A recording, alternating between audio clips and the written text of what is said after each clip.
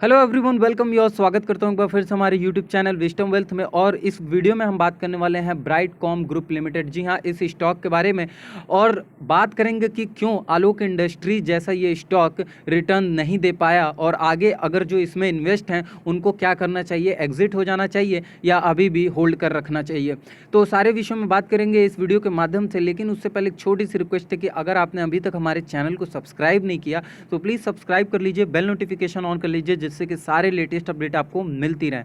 तो सबसे पहले बता दूं मैं ओवरव्यू के चलते, जिसको नहीं पता, जिन व्यूअर्स को नहीं पता जो न्यू है उनके लिए, कि ये किसके रिलेटेड जो इंगेजमेंट है इस स्टॉक का या इस कंपनी का जो बिजनेस है वो क्या है। तो कम्युनिकेशन सर्विसेज का इनका बिजनेस है, यानी कि डिजिटल मार्केटिंग भी आप कह सकते हैं। डिजिटल का जो भी वर्क होता है, चाहे वो एसईओ हो गया, चाहे ईमेल मार्केटिंग हो गई, चाहे किसी भी प्रकार की वेबसाइट मेकिंग हो गई, तो ये लोग ऐसा प्रोवाइड करते हैं। अच्छे अच्छे इनके क्लाइंट्स भी हैं। लेकिन आखिर क्या रीज़न है कि कॉन्टिन्यूसली 4-5 दिन का अपर सर्किट लगने के बाद इसमें एक लोअर सर्किट लगातार 2 दिन से लगने लगा है और देखने को मिल रहा है। तो अब क्या होल्ड करें, क्या एग्जिट कर लें, इस पर भी बात करेंगे। पहले कैप की बात कर लेते हैं कि स्मॉल कैप का ये स्टॉक है और रिस्क जो है वो आपके कैपिटल पर मॉडरेट रिस्क है। अगर आज की बात करें तो आज भी देखिए बंद हुआ है ये आपके 50 पैसे के लोअर सर्किट पर, और यहाँ पे 4.56% के अगर हिसाब से बात करें तो 4.56% का यहाँ पे लोअर सर्किट देखने को मिला है। तो रीज़न क्या है कि आखिर ब्राइटकॉम ग्रुप लिमिटेड में जो ये जो तेज़ी देखने को मिली थी कुछ दिनों के लिए, तो क्यों आखिर वो धराशायी हो गई? क्योंकि जो तेज़ी देखने को मिली थी वो फेक न्यूज़ बेस्ड थी, और इसीलिए कहीं ना कहीं जो मैनिपुलेट करने वाले ऑपरेटर्स हैं उन्होंने मैनिपुलेट किया, और 3-4 पॉइंट में बोलूँगा, 3-4 रुपए की जो बढ़त थी उसमें वो अपना पैसा लेकर निकल गए और अब धीरे धीरे माल बेचना शुरू कर दिया इन्होंने।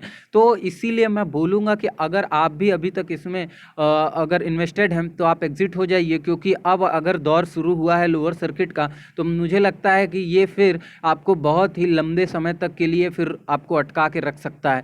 और कंपनी के जो हालात हैं वो इस टाइम डिजिटल मार्केटिंग की जो सर्विसेज हैं वो तो चल रही है, लेकिन कंपनी को अब ज़्यादा इशू फेस करना पड़ रहा है जस्ट बिकॉज क्योंकि कंपटीशन जो है वो हाई हो रहा है। तो सारे बिजनेस में ही कंपटीशन हाई है। नए नए जो हमारे डिजिटल सर्विस प्रोवाइडर निकल रहे हैं, तो सारे प्रोवाइडर जो हैं वो अपने अपने कोर्सेज, जो कोर्स मान लीजिए आपकी ब्राइटकॉम ग्रुप लिमिटेड की कोर्स जो है वो 6,999 की है, तो कोई जो है जो अच्छी कंपनीज नहीं भी हैं जो अभी ग्रो कर रही हैं उनका मानना है कि वो वही सेम मटेरियल वो 599 में प्रोवाइड कर देंगे। तो ऐसे करके डिस्काउंटेड की अगर मैं बात करूं तो डिस्काउंट रेट में ही सारे कंपनीज एक दूसरे को बीट करने में लगे हैं। और सबसे पहले यहाँ चलिए रिटर्न्स को देख लेते हैं कि क्या रिटर्न्स रहे हैं पिछले कुछ दिनों में और हफ्तों में। तो हाई जो यहाँ मैं दिखाने की कोशिश करूँगा, लो जो है वो मैं यहाँ दिखाने की कोशिश करूँगा, रिटर्न्स जो है वो मैं यहाँ दिखाऊंगा। 1 डे के चार्ट पे हम बात करने वाले हैं, और 10 रुपये 45 पैसे का यहाँ हाई देखने को मिल रहा है 1 डे के चार्ट पर, और लो जो है वो 10 रुपये 45 पैसा आई है। और रिटर्न्स की बात करें तो नेगेटिव, तो जाहिर सी बात है अगर हाई इज इक्वल टू लो है तो अपने आप में ये अपर सर्किट के बजाय लोअर सर्किट ही मानेंगे, और होता भी लोअर सर्किट ही है। तो जिसको नहीं पता तो मैं बता देता हूँ, high is equal to low. अगर आप ट्रेडिंग कर रहे हैं high is equal to low, it mean कि मोस्टली केसेस में स्टॉक नीचे ही जाने वाला है। तो open is equal to high अगर होता है तो समझ लीजिए कि जो स्टॉक है वो अच्छे डायरेक्शन में जाएगा। और 1 वीक पे अगर हम बात कर लेते हैं तो 1 वीक का सिनेरियो जो है, हाई देख लीजिए तो 12 रुपये 50 पैसे, लो है 10 रुपये 40 पैसे का, और रिटर्न जो है वो है 5.28%।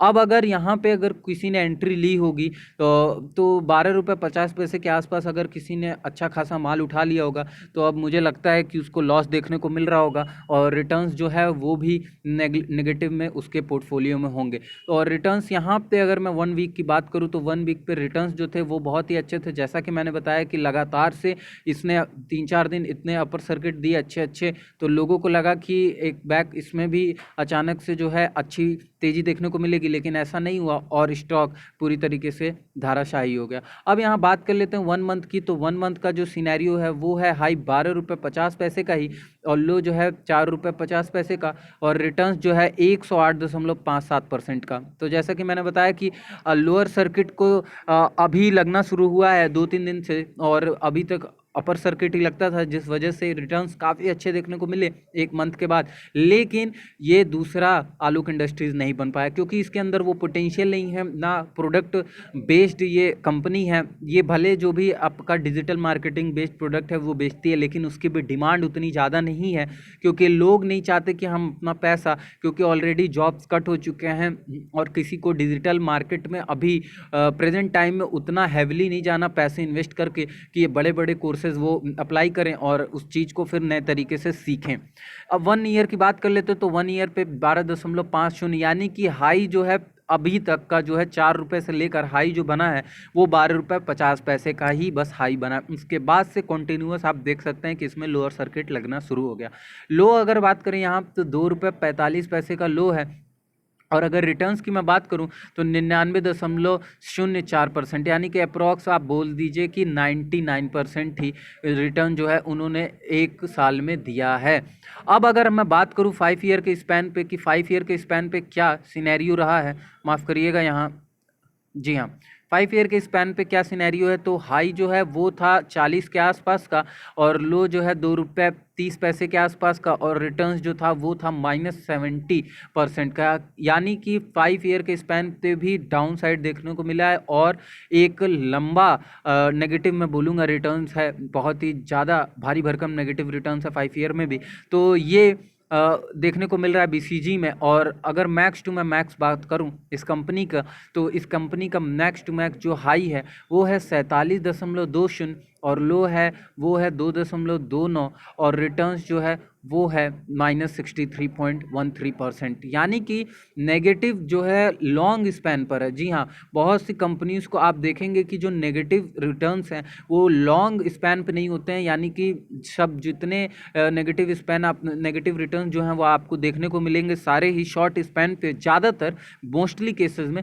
बट यहाँ पे जो चीज़ें हैं वो विपरीत हैं और मुझे लगता है कि यही सारी जो चीज़ें हैं हमको इस बीसीजी में इन्वेस्ट करने से अभी फ़िलहाल के लिए रोक रही हैं। क्योंकि अगर किसी भी प्रकार के इसमें अपसाइड का डायरेक्शन अगर क्लियर होता या अगर हम मान सकते हैं कि अपसाइड की तरफ कोई भी पोटेंशियल देखने को मिलता तो हम इसमें एक इन्वेस्टमेंट के तौर पर देख सकते थे। लेकिन हमको एक ऊपर के जर्नी के बजाय एक नीचे शॉर्ट टर्म का हमको डाउनफॉल देखने को मिल गया। अब मुझे लगता है कि अगर हम इससे दूर ही रहें तो ज़्यादा बेहतर होगा जब तक एक अच्छा बाउंस बैक देखने को ना मिले। यानी कि बाउंस बैक इन सेंस कि अगर 12.50 रुपये के लेवल को तोड़ता है और कम से कम सस्टेन करता है ऊपर के लेवल में, इसके ही ऊपर के लेवल में 15, 16, 17 तक, तब मुझे लगता है एक अच्छी बाइंग अपॉर्चुनिटी हो सकती है।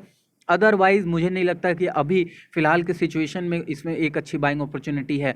तो इसीलिए जो इन्वेस्टेड हैं मैं उनको बोलूँगा कि प्लीज़ अगर आप इन्वेस्टेड हैं तो ट्राई करिए कि अपने माल को बेच सकें और माल को बेच के निकल सकें। लेकिन जो लोग हैवी इन्वेस्टेड हैं तो मैं उनको बोलूँगा जल्द से जल्द आप ट्राई करिए निकल जाने की, क्योंकि ऐसे स्टॉक्स में हमको गारंटी नहीं होती है कि नो गारंटी, मैं बोलूँगा कि नो गारंटी कि आप निकल भी पाएंगे कि नहीं। क्योंकि मैं अगर अपनी बात बताऊँ कि 2015 में मैंने क्या गलतियाँ की थी, तो I have invested more than 1 lakh, तो 1,50,000 के आसपास मैं बोलूँगा मैंने इन्वेस्ट किया था और वो स्टॉक का नाम था KM शुगर का। और मैं हमेशा से सचेत करते आया हूँ अपने वीडियो के माध्यम से कि पेनी स्टॉक से बचिए। देखिए स्टॉक्स बहुत लोग बोल देते हैं कि इसको आलोक इंडस्ट्रीज़ को भी बोल देते हैं पेनी स्टॉक है, लेकिन नहीं, ये गलत है। पेनी स्टॉक वो होते हैं जिनके मार्केट कैप छोटे हैं, 100 करोड़ के आसपास का बस मार्केट कैप है, वो पेनी स्टॉक हुए। इसके मार्केट कैप को देखिए आप, आलोक इंडस्ट्रीज़ के मार्केट कैप को 7,332 करोड़ का मार्केट कैप है, तो आप कैसे बोल सकते हैं कि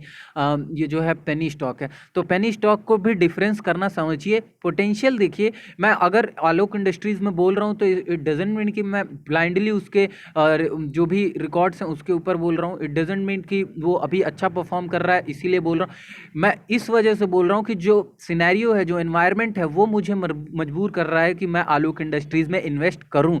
और वो सिनेरियो क्या है? वो सिनेरियो है ये पेंडेमिक सिचुएशन। इस पेंडेमिक सिचुएशन में जैसे जैसे मरीज बढ़ेंगे, जैसे जैसे पेंडेमिक सिचुएशन के ये जो क्वांटिटी में है मरीज वो बढ़ेंगे, वैसे वैसे पीपीई किट की डिमांड होगी। जी हाँ, N95 जो मास्क है उसकी डिमांड होगी, सैनिटाइजर्स की डिमांड होगी। तो जब डिमांड्स हैं जहाँ पे, तो वहाँ पे तो मुझे नहीं लगता कि किसी भी तरीके की कमी देखने को मिलेगी स्टॉक में। तो प्रोडक्ट बेस्ड अगर कंपनी है और अच्छी कंपनी है, पीछे अगर हाथ किसी का है तो वो कंपनी लॉन्ग टर्म अच्छा कर सकती है। लेकिन कंपनी अगर बेस्ड नहीं है, मैनेजमेंट सही नहीं है, तो मुझे नहीं लगता कि वो कंपनी उतने ही लॉन्ग रन पे अच्छा करेगी।